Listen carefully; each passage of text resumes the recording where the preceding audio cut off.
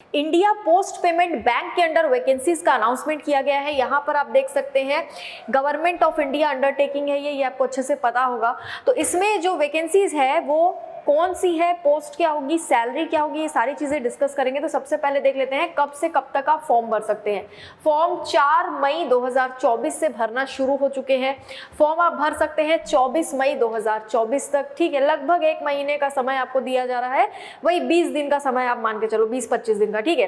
तो यहाँ पर 4 मई से 24 मई तक आप एग्जाम का फॉर्म भर सकते हैं। साथ में अगर हम पोस्ट की बात करें तो पोस्ट है एग्जीक्यूटिव की, एसोसिएट कंसल्टेंट, कंसल्टेंट और सीनियर कंसल्टेंट, यानी कि समझ लो कंसल्टेंट की पोस्ट है, ठीक है, एसोसिएट कंसल्टेंट और सीनियर कंसल्टेंट की। इसके लिए अगर आप देखोगे एज लिमिट, तो एसोसिएट कंसल्टेंट के लिए 22 से 30 साल के बीच में आपकी एज होनी चाहिए, कंसल्टेंट के लिए 22 से 40 साल के बीच में एज होनी चाहिए और सीनियर कंसल्टेंट के लिए 22 से 45 साल के बीच में आपकी एज होनी चाहिए। इसमें पोस्ट क्वालिफिकेशन एक्सपीरियंस मांगा गया है, यानी कि आपका जो एजुकेशनल क्वालिफिकेशन है वो तो रहना ही चाहिए, साथ में उसके बाद आपने कहीं काम किया हो उसका एक्सपीरियंस भी यहाँ मांगा गया है। 1 साल का एक्सपीरियंस आपसे मांगा गया एसोसिएट कंसल्टेंट के लिए अगर आप फॉर्म भर रहे हैं।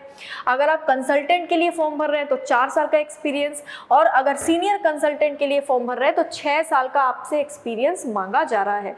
बहुत ज्यादा पोस्ट नहीं है, टोटल 54 पोस्ट है, अलग अलग लेवल पर टोटल 54 पोस्ट है, जिसमें यहाँ पर वैकेंसी जो है उसको ब्रेक किया गया है unreserved SC ST OBC candidates के लिए, ठीक है।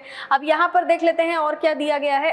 एजुकेशनल क्वालिफिकेशन की बात करें तो एसोसिएट कंसल्टेंट के लिए मिनिमम एजुकेशनल क्वालिफिकेशन मांगा गया है BE या फिर BTech, कंप्यूटर साइंस या फिर इंफॉर्मेशन टेक्नोलॉजी या फिर इलेक्ट्रॉनिक्स में, ठीक है।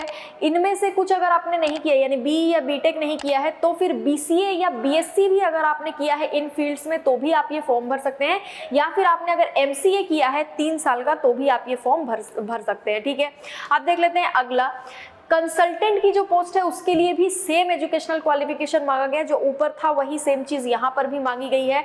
अब आगे देख लेते हैं और एक जो पोस्ट है सीनियर कंसल्टेंट की, इसमें भी सेम एजुकेशनल क्वालिफिकेशन मांगा गया, यानी कि आप किसी भी पोस्ट के लिए फॉर्म भरो, एजुकेशनल क्वालिफिकेशन सेम है लेकिन एक्सपीरियंस सबके लिए अलग अलग मांगा गया है। किसी के लिए 1 साल, किसी के लिए 4 साल, किसी के लिए 6 साल का एक्सपीरियंस मांगा गया है, ये आपको थोड़ा सा ध्यान रखना पड़ेगा, ठीक है। अब देख लेते हैं आगे और क्या क्या दिया हुआ है। यहाँ पर ये नोटिफिकेशन जब आप डाउनलोड करेंगे तो आप यहाँ पर सारी चीजें खुद से पढ़ सकते हैं कि एजुकेशनल क्वालिफिकेशन में और क्या क्या चीजें इंपॉर्टेंट है, बाकी हमने डिस्कस कर लिया है।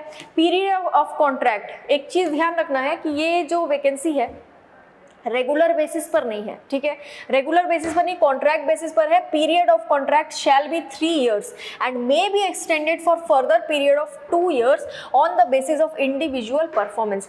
3 साल तक के लिए कॉन्ट्रैक्चुअल बेसिस पर आपको यहाँ पर अपॉइंट किया जाएगा, लेकिन अगर काम आगे तक चला तो कम से कम 2 साल के लिए आपको और भी आपका जो जॉब है वो एक्सटेंड किया जाएगा। तो आप यहाँ पर आराम से फॉर्म भर सकते हैं, कोई दिक्कत नहीं है, ठीक है। अब आगे देख लेते हैं सिलेक्शन प्रोसेस के बारे में। Selection will be made on the basis of interview, interview के थ्रू आपका सिलेक्शन होगा। However bank reserves the right to conduct assessment, group discussion और online test in addition to interview, लेकिन bank India post payment bank जो है उसके पास अधिकार है कि अगर वो चाहे तो इंटरव्यू के साथ साथ ग्रुप डिस्कशन या फिर ऑनलाइन टेस्ट भी करवा सकता है। Merely satisfying the eligibility norms do not entitle a candidate to be called for interview. सिर्फ आपका एजुकेशनल क्वालिफिकेशन अगर मैच कर रहा है वो आधार नहीं होगा इंटरव्यू के लिए आपको बुलाने का। ये सारी चीजें बैंक ही डिस्कस करेगा और बैंक ही आपको सजेस्ट करेगा। IPPB reserves the right to call only the requisite number of candidates for the assessment या इंटरव्यू, ग्रुप डिस्कशन और online test after preliminary screening या short listing with reference to candidates qualification, experience, profile, vis job requirement etcetera. जितने भी लोग form भरेंगे वो ये ना सोचे कि सभी को बुलाया जाएगा, ठीक है। लिमिटेड वैकेंसी है तो यहाँ पर आपका सबसे पहले एक्सपीरियंस देखा जाएगा, जो भी एक्सपीरियंस सर्टिफिकेट आप लगाएंगे फॉर्म भरते टाइम, साथ में देखा जाएगा आपका एजुकेशनल क्वालिफिकेशन। उसके बाद ये आपकी प्रोफाइल को अच्छे से देखेंगे कि उस जॉब के लिए आपका प्रोफाइल वो सूट कर रहा है या नहीं, तभी आपको कॉल किया जाएगा इंटरव्यू के लिए, अन्यथा नहीं किया जाएगा। ये क्लियरली यहाँ पर दिया गया है, ठीक है। Results of candidate who have qualified for various stages of recruitment process and the list of candidate finally selected will be made available on the website. आपको इनकी वेबसाइट पर जाकर ही लिस्ट चेक करना है जब भी आपका रिजल्ट आएगा। अब बात आती है सैलरी की। जब भी हम कोई जॉब देखते हैं तो सबसे पहले उसकी सैलरी के बारे में सोचते हैं। तो यहाँ पर एनम के हिसाब से सैलरी बहुत ज़्यादा दी गई है।